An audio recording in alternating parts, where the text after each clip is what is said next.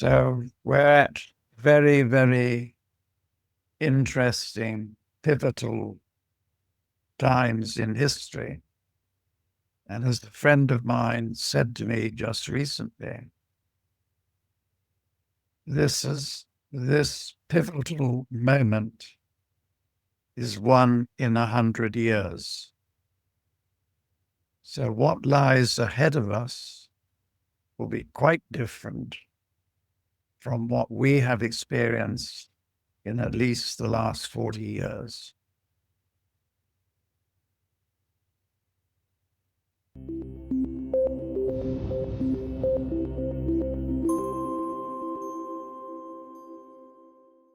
Good afternoon, Simon Hunt. How are you? Good afternoon to you. I'm good. And yourself? I'm doing fantastic here. I want to jump right into it. Let's set the table of where are we at economically, and I want to give our viewers and yourself somewhat of a preview. I'm most interested in what is happening with the carry trade, specifically the Japanese carry trade, the yen carry trade. And what are the implications for bonds? Is that why the US bond market has so much pressure on it currently? That's the question, is it? It is. Well, it does appear that the yen carry trade is unwinding. So far, it's unwinding in an orderly fashion, probably as a result of central bank maneuverings. It's only going to take an accident somewhere within the financial system or a geopolitical event that would cause orderly unwinding to become disorderly. There's also another thought which crossed me today, in that maybe there is a huge move by Japan and America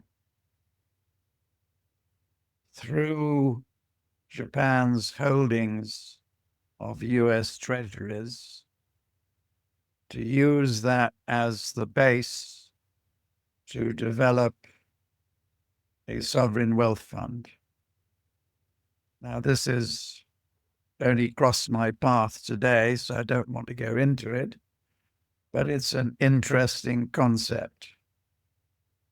Against that, there are those in Japan who feel that the subservient attitude to America has run its course, and that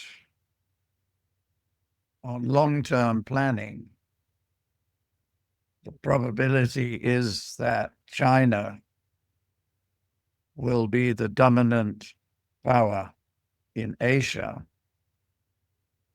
And that is where future growth will lie.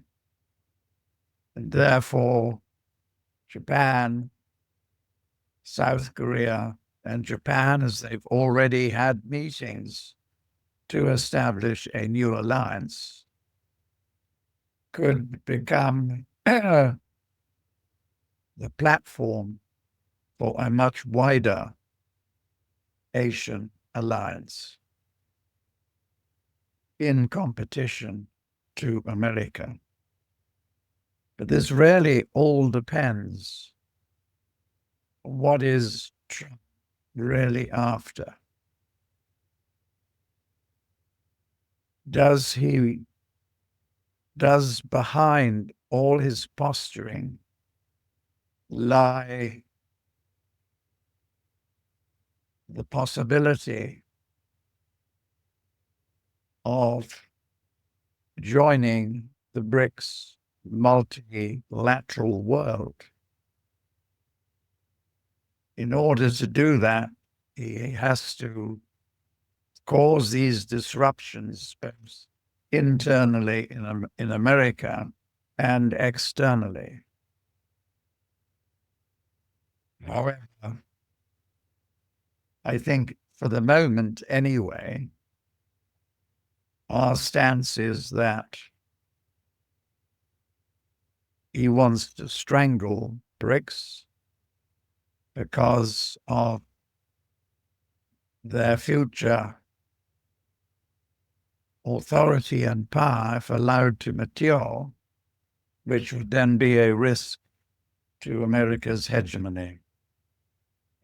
So we're at very, very interesting, pivotal times in history. And as a friend of mine said to me just recently, this pivotal moment is one in 100 years. So what lies ahead of us will be quite different from what we have experienced in at least the last 40 years. So you just mentioned a new trade alliance with Asia. So would you be saying that quite possibly the Asian countries would be more regional, if you would, as opposed to with trade, as opposed to trading with the US?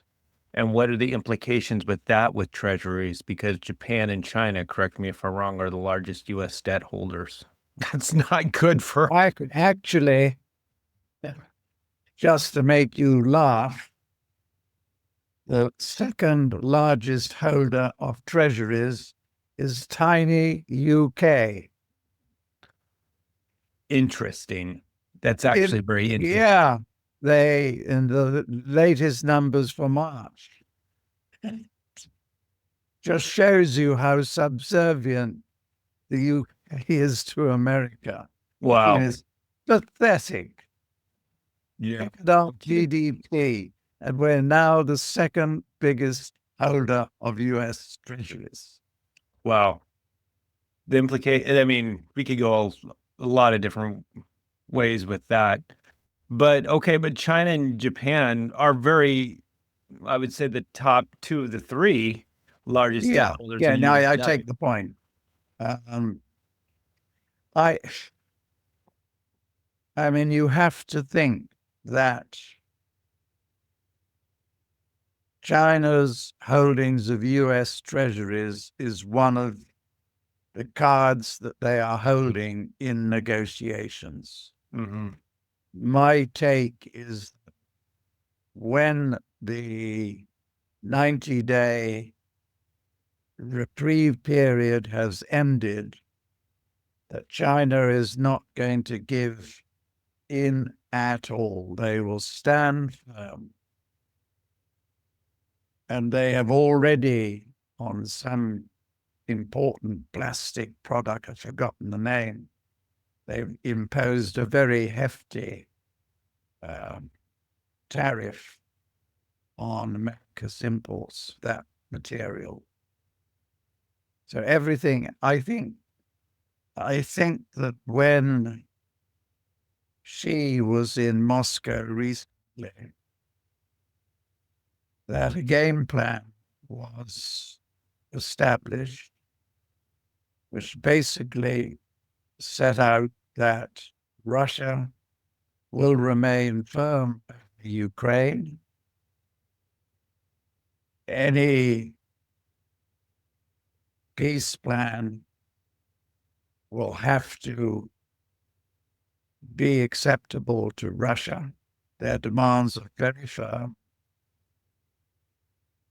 China has probably agreed with Russia and Iran that on future trade negotiations, they will stand firm, and Iran will stand firm over negotiations with Russia over nuclear enrichment. So you've got three important members of BRICS standing for.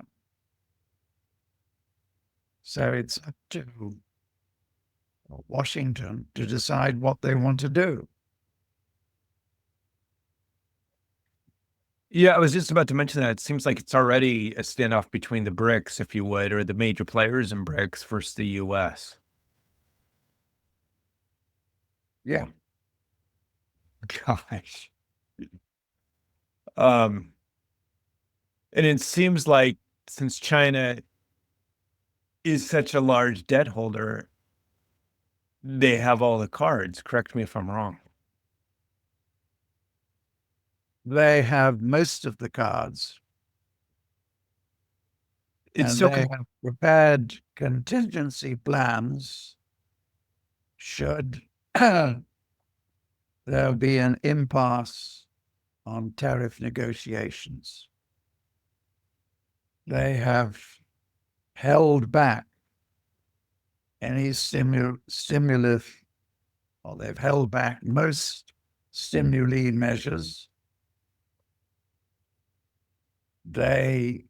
And that includes trade. If you look at how trade is being, how their exports are being diverted away from America and the EU towards ASEAN, Middle East, Africa.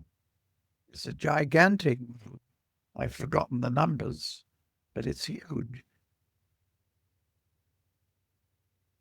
And don't forget that their household savings are a huge number.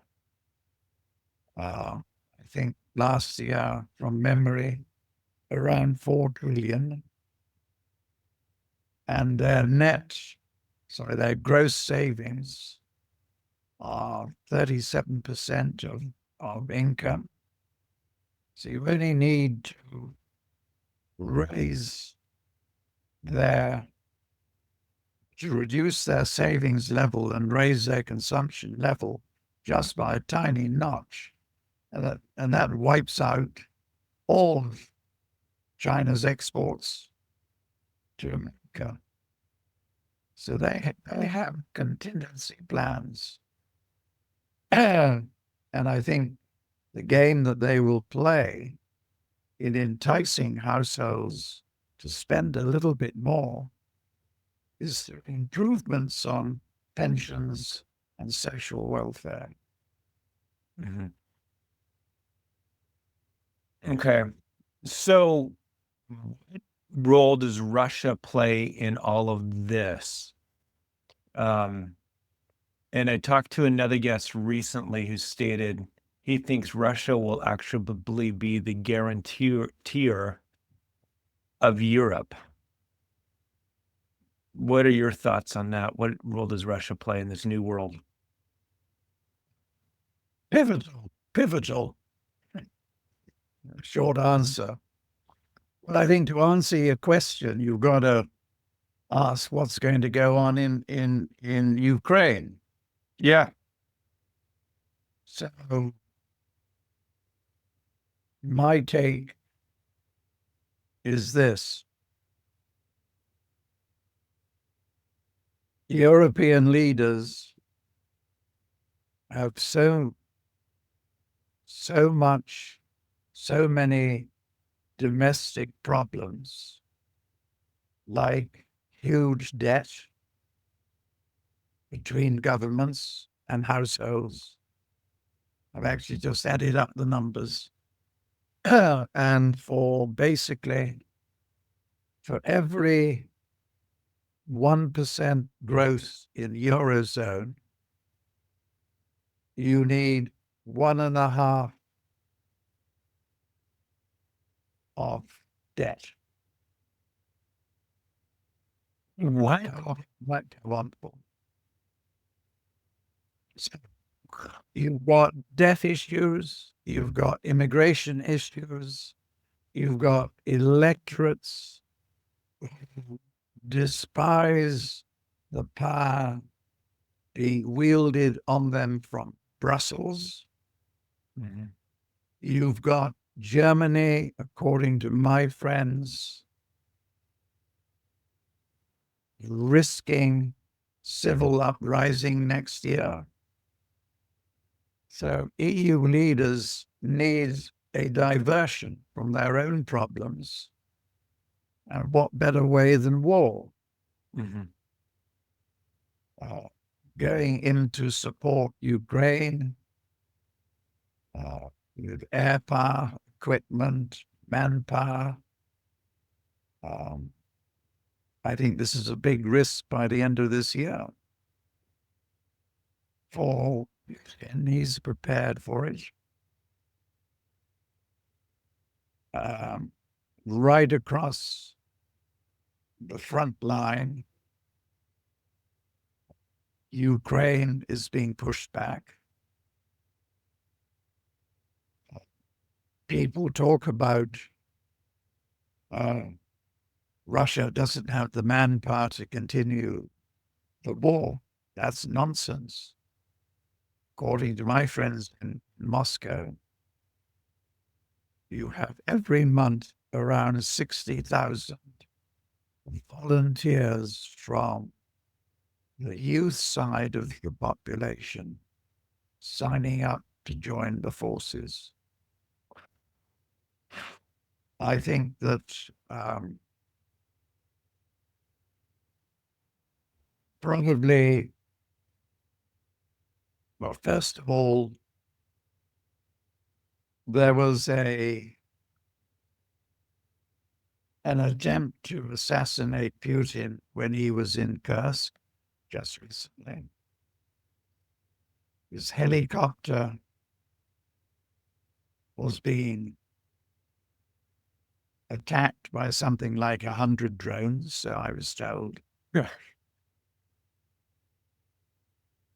So the gloves are off now, which is why there was this heavy retaliation, I think, on Kiev.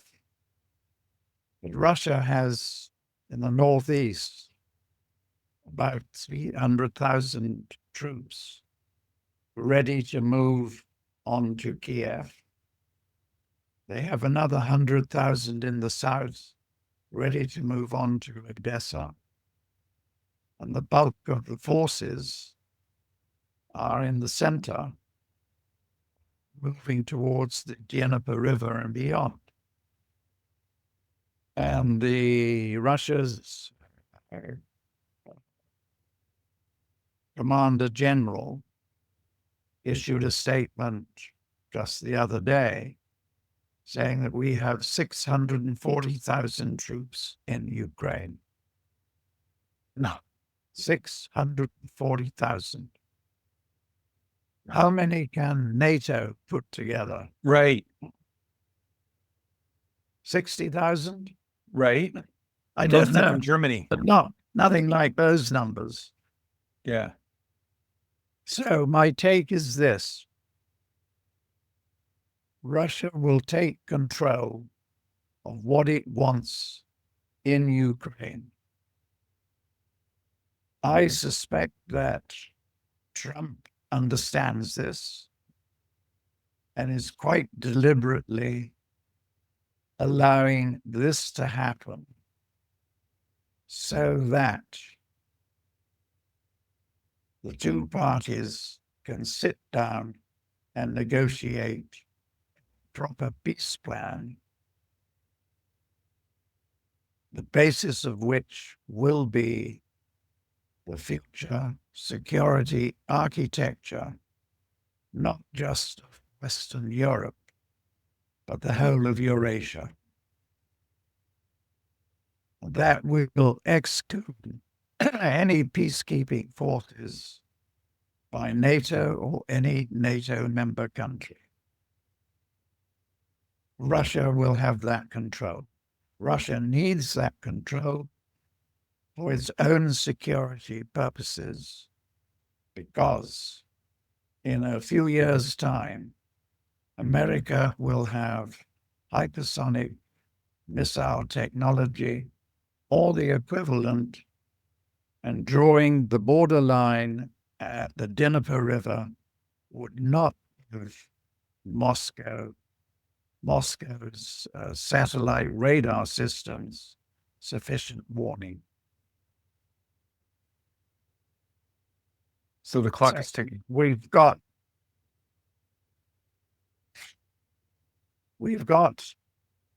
I would say, a 40-60% chance that the delusional leaders in Europe will go and support Ukraine. They will get crushed, battered.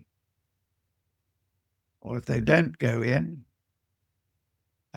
then probably before the end of the year, and probably by the end of before winter sets in, Russia will have the control that they want over all of the Ukraine. Then negotiations can start.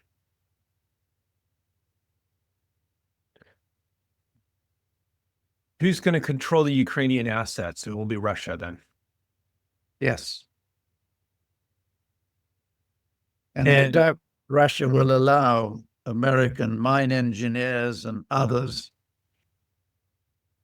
to start developing operations in Russia-controlled Ukraine. Yeah.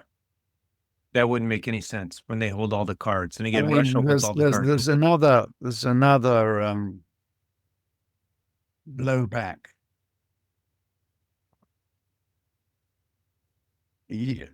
Large U.S. financial institutions have granted mortgages to the big Ukrainian landowners.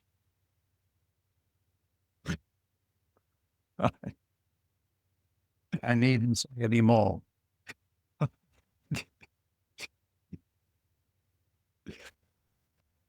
No, you don't. Oh, that's public information. I mean, I Googled it and got it on Google. I wasn't aware. Gosh.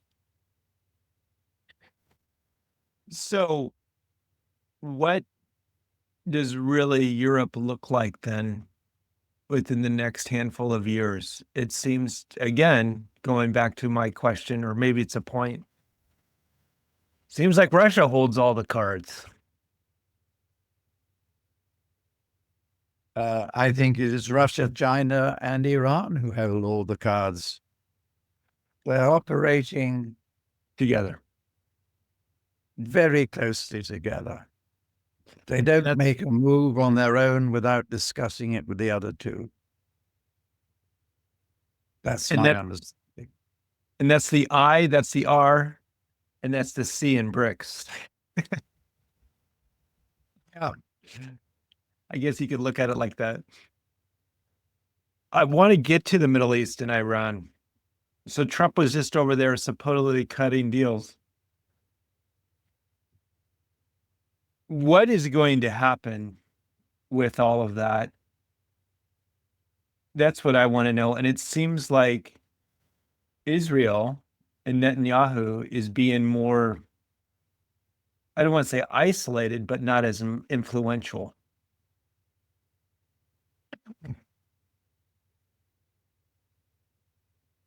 That's the general consensus. But if you look at Trump's family connections and the power, the still power of the Israeli lobby on the Hill, I suspect that a much more devious game is being played by Trump.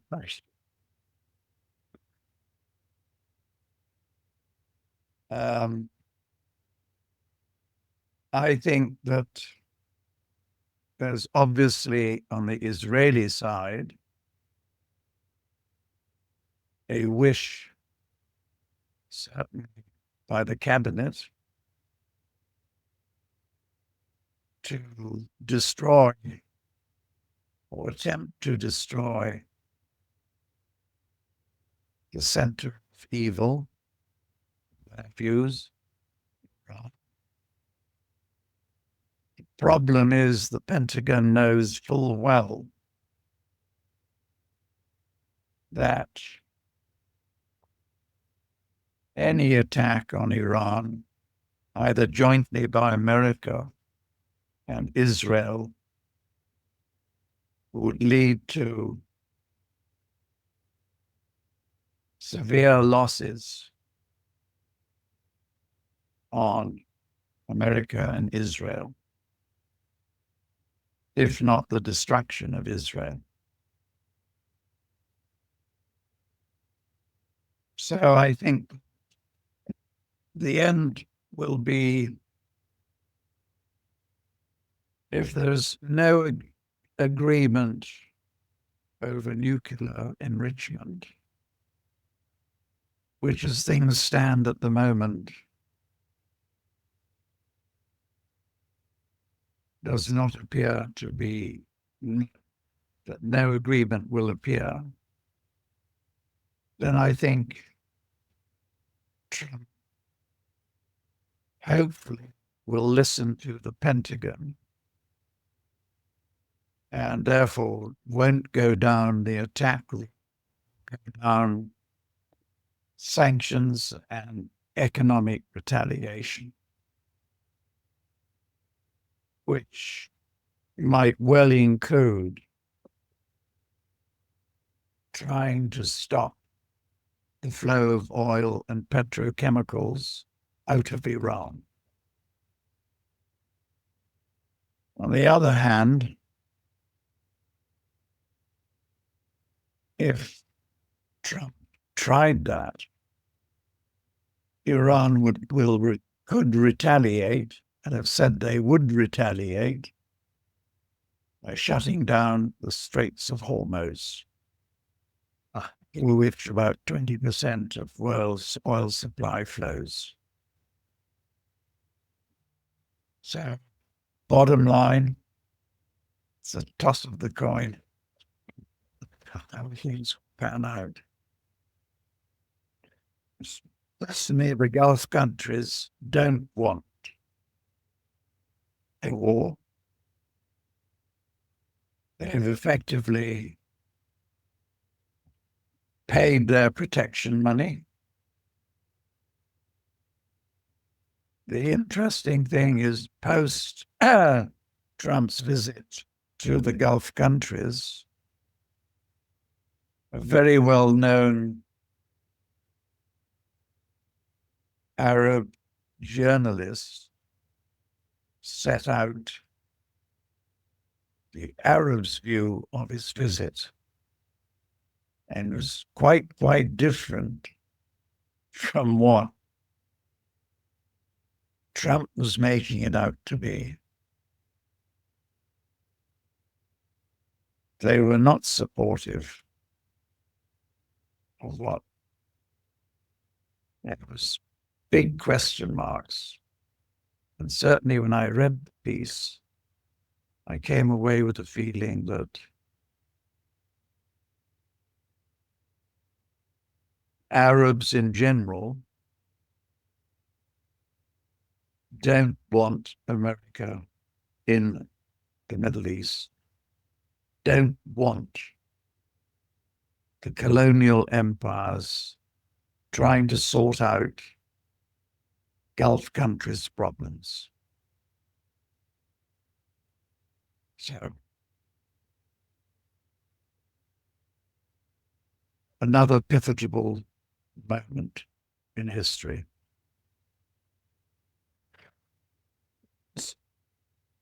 So my next question pertains to the Middle East and really specifically to the price of oil. I usually don't like to discuss specific prices because I don't think it's helpful. But in this case, I do think so. It seems like obviously the Middle East would want a higher price of oil, yet oil continues to drift lower. Is that due to an economic slowdown? Is that due to What does that do to? Because it doesn't make a whole lot of sense to me with all of the tension in the Middle East.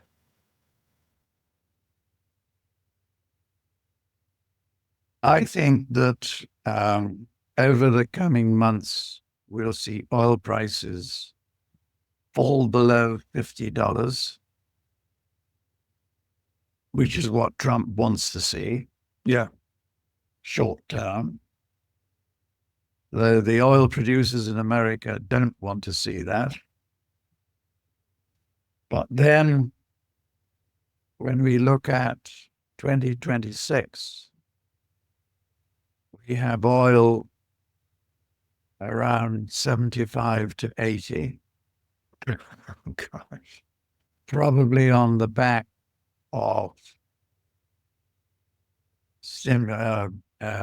government and Fed stimulative policies, followed by all other central banks. But on our technical work, which suggests that real flare-up starts in 2027, as we have oil prices over 100 in 2027 and over 150 in 2028. Is that due to conflict or due to just? Well, that's I mean, that's technical work, and my technical associates been pretty darned accurate. You have to assume that it's conflict.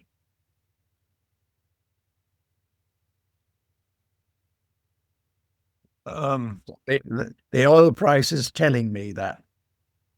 It's not the other way around. I got it. So let's talk about gold.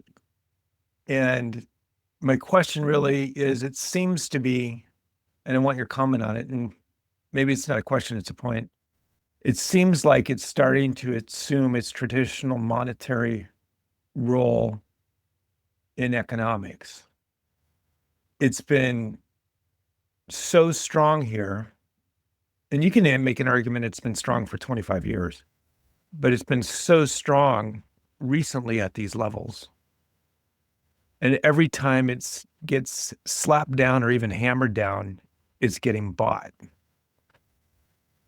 What, in your opinion, is the reason for that? And is gold returning to its historical place in economics?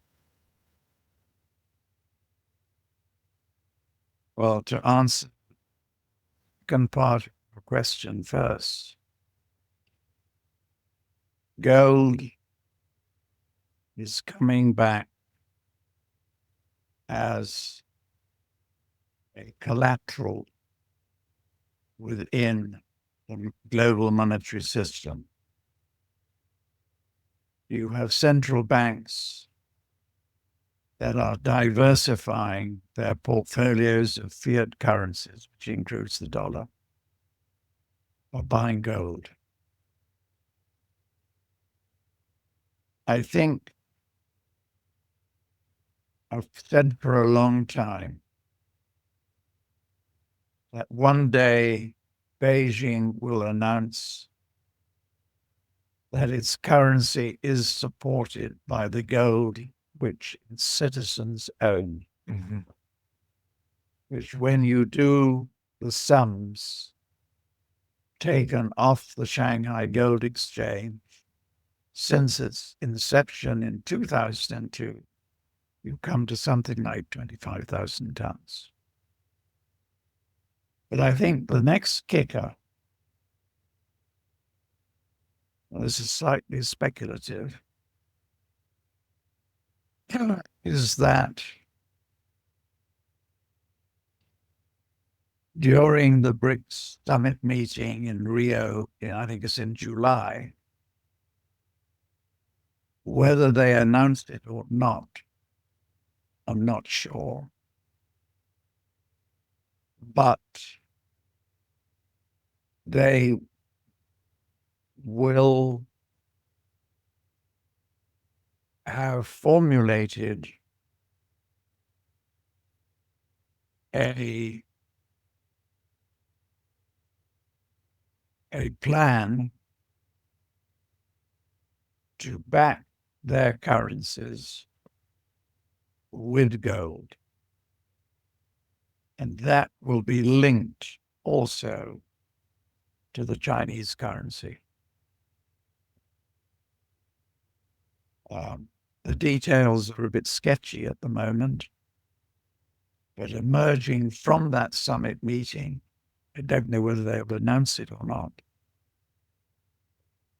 will be a BRICS currency backed by physical gold.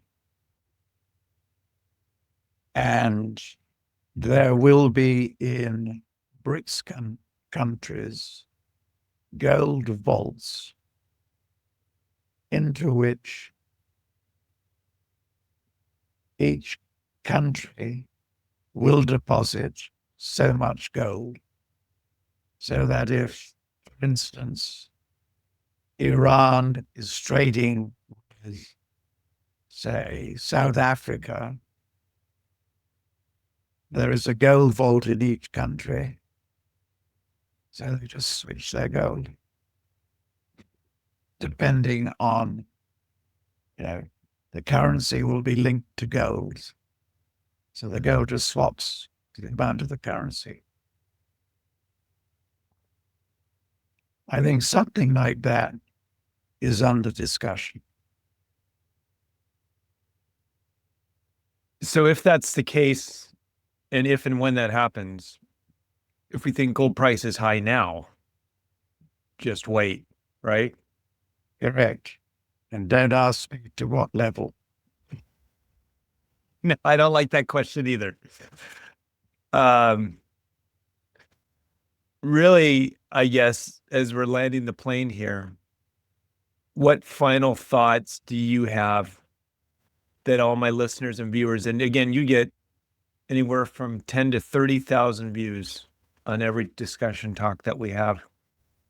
What final thoughts would you have to my viewers and listeners about what to be aware of really from now until the end of the summer or until the end of the year, until I have you next on? What do you see the most pressing or likely situation to happen? A very good question. And not an easy one to answer. But the conclusion that I've come to is that we will be in recession until the early months of next year,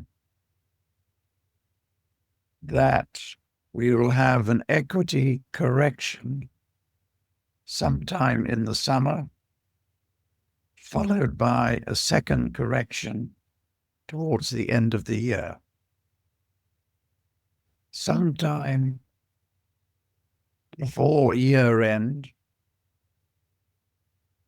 America, the Fed, will be cutting rates because of recession.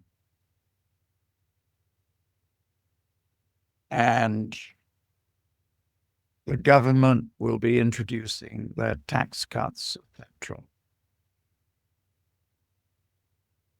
So we go into 2026 with fiscal and monetary stimulus at a point when inflation will actually be starting to rise again. So what we are going to have 2026 for the next 18 to 24 months will be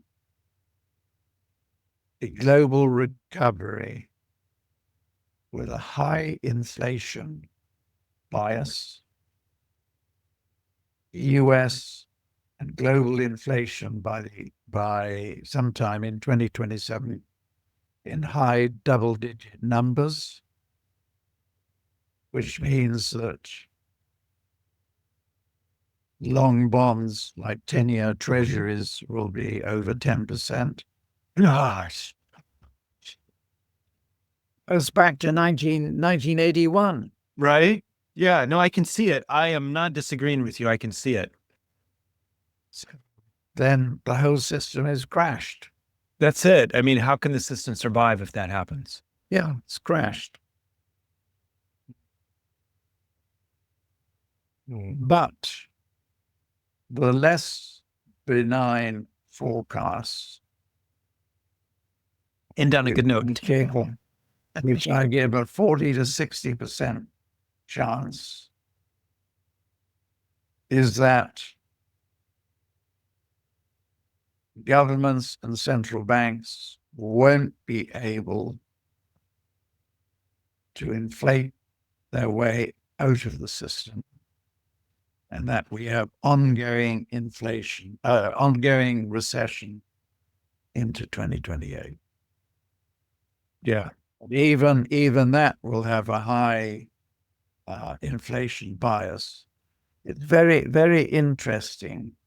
If we go back to 2024 and earlier years, I mean, one of the reasons why Trump had a landslide victory was those who normally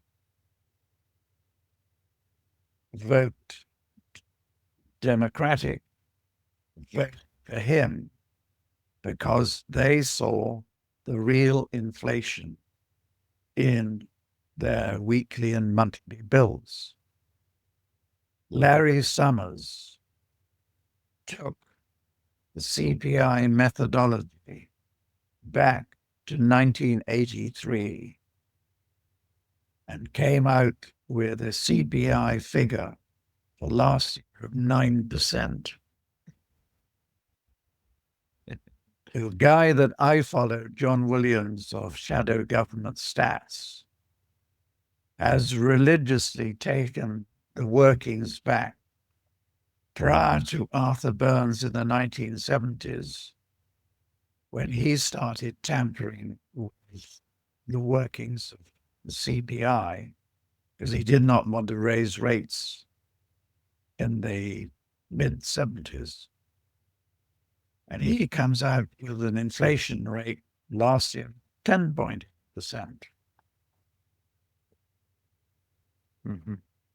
That's the reality, not the make-believe government numbers. The jig is up. Huh? I said the jig is up. The lie is up. Yeah. Yeah. I've had John Williams on several times. I'm a huge fan. Yeah, I am too. Yeah. Followed him for years, probably back to the 1980s. He's brilliant. Yeah. Well, Simon, I appreciate your time and thoughts. You're a very busy man. But I just want to be very gracious with your time with me. So thank you. If people want to find you, if people want to use your services, how about do they go doing that? That's very easy. simon-hunt.com. It is very easy. I will link to it in the description on YouTube, Apple Podcasts, and Spotify. Simon, again, you always make time for me, and I'm very, very grateful for that. Thank you so much. Thank you for having me. Enjoyed it enormously. I don't know if I enjoyed it. Make it easy. Made me think what I'm going to have to write in my next report. I take that back. I enjoy our time always immensely. That being said, it does not only make me think and very stimulating, it has a tendency to scare the hell out of me. Sorry about that. Don't be sorry. You're a gentleman and a scholar, Simon. Truth is the truth. That's right. Don't sugarcoat it. Keep on doing what you're doing. Thank you so much, my friend. I appreciate all you do. Take care. Cheers. Bye-bye. Bye.